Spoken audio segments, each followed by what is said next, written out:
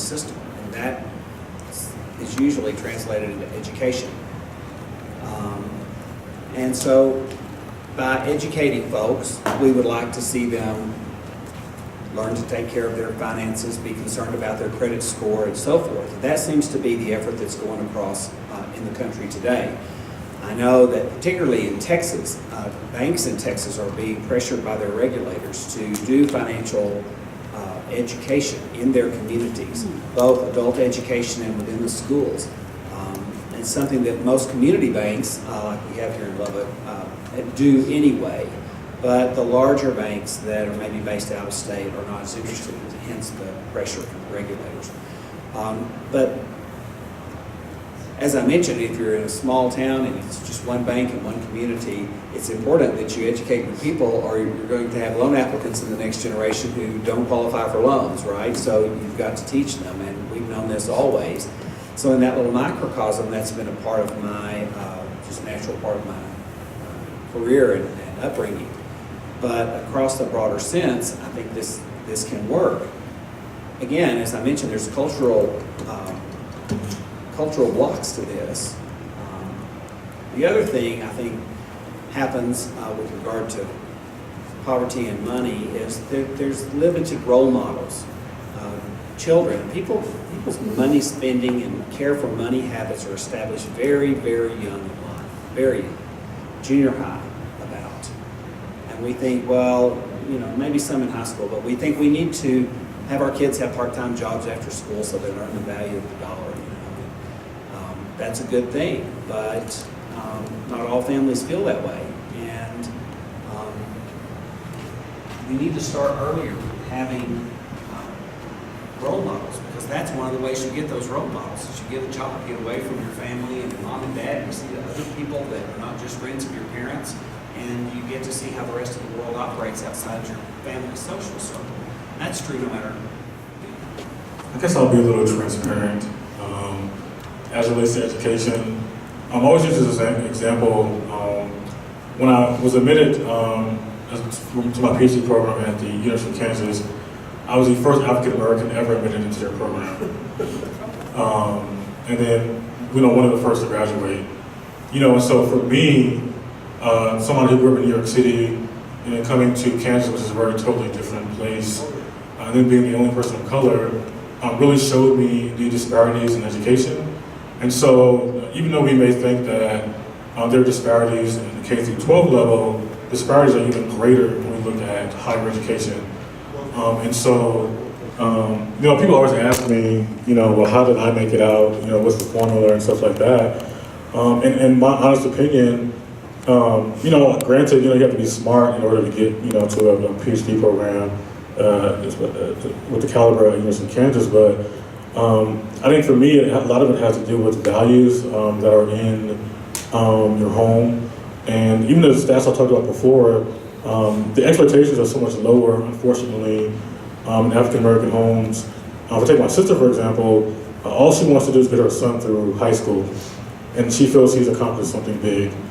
Whereas for us growing up as siblings, we had to go to college, and unfortunately, that rhetoric is not echoed in a lot of African-American homes.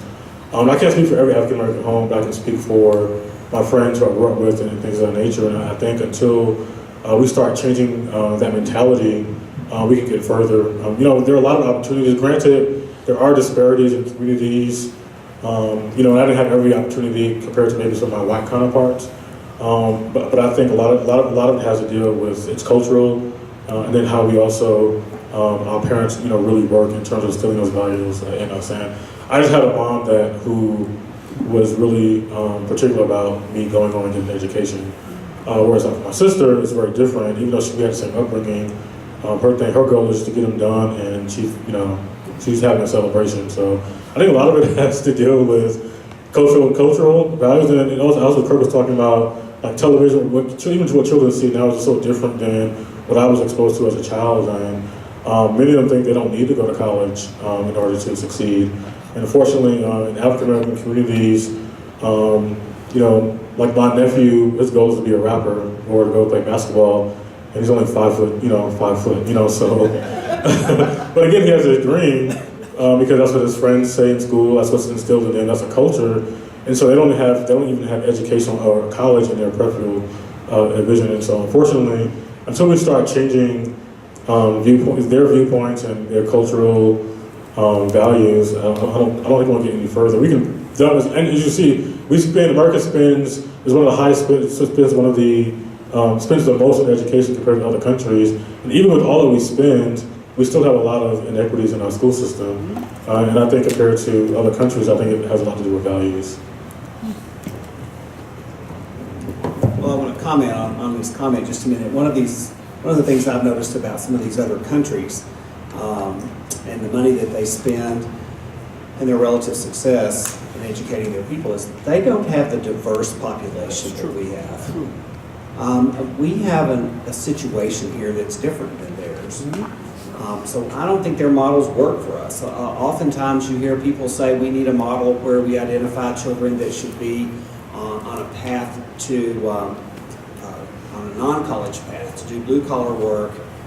In England and some of these other countries have this, I forget what's called, but a trade school path, and then we have those that we identify that would make a university path. And so it's basically chosen for them through about their junior high years.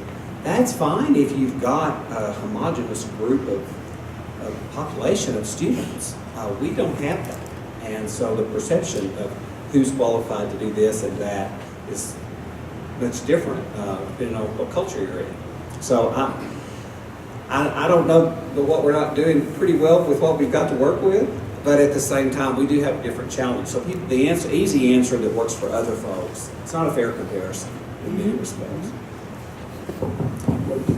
I'll just briefly speak to that matter as well. I think that, I do agree in part with Nate's point that culture is important, and the priorities that individuals and families have obviously can be impactful and influential in how far they go with respect to education and other things. But we should recognize that the world, that the agency of individuals coexists with the structures in which they are situated. And so it isn't simply about putting in sufficient, initiative. It's also about the opportunities to which one is exposed. So while I think it is true that we want to encourage people to think big and to have ambitious goals, we also need to be mindful of persistent racial segregation in education and about persistent class segregation in education, both in higher education and in K through 12. And I say that not to undercut, but to kind of build on the points I think that Dave was making as well, that there's that all the initiative and all the grit in the world is difficult, and that this kind of speaks to the point I was trying to make earlier about heroic efforts. The notion that we should encourage people to become superhuman, to overcome all the barriers that they encounter, is I think unrealistic. Some people will be exceptional on that dimension, but most people won't. And most of us are not able to exude that kind of extraordinary initiative. We have to recognize that there are structural barriers out there that undermine the ability of some people to succeed. And those structural barriers did not just fall down from the heavens. Some set of individuals impose those structural barriers. And by the same token, individuals like all of us can do what we can to address and hopefully to remove those barriers as well. Part of what I mentioned before about education is that to teach children from an early age the wisdom of not bouncing checks and paying $29 fee because you wrote a $5 check and you didn't have $5. Not using payday lenders because of the interest rate. And it's convenient. And one of the things that we learn is ignorance, oftentimes convenience, they don't understand, the ignorant person doesn't understand the value of that convenience, the relative value of the convenience that's provided. That's part of the education in that convenience. Well, another thing though I've noticed is it's kind of it seemed like a self-perpetuating cycle, because even when people get a good job with outside capital that's put a good job in, what do? They move out. because they don't want to live in a bad neighborhood, you know? I guess I'm wondering, how do you break that cycle? How do you get people to stay in the neighborhood and invest in the neighborhood to make it better instead of just moving or? Well, that is a cultural thing. So you do have to provide a culture. You know, a neighborhood has to provide a culture for itself. Its people have to make a neighborhood that they want to stay in and be a part of. I'll tell you a story. I said I wasn't going to tell stories. The story that I want to tell is about the little town of Rawls, because I'm intimately familiar with this story. When I was in school in the 1970s, the honor roll that was published in the newspaper was almost entirely Anglo names. By the 1990s, the honor roll was almost entirely Hispanic names. And I would say that the parents who were encouraging their kids to do well in school were about the same ratio ethnicity as the school. I considered that a positive thing. And what I learned as I moved back to the community and became a part of it again is that people that were younger than me wanted to move back to Rawls and raise their families there. They had a wonderful time growing up there, and so they chose to go back to that community and live there. There's no job for them. Their job is in Lubbock, and they drive 30 miles each way, against the sun both ways, by the way, to live in that community, have their children go to a small school, which is almost like a private school when you get to these smaller school districts. And that's their choice, to have that as their community. So it can be, but it has to do with people wanting to, feeling like they had a wonderful childhood and something that they want to recreate. I don't know what the catalyst is for that, but that's what I saw in that one community.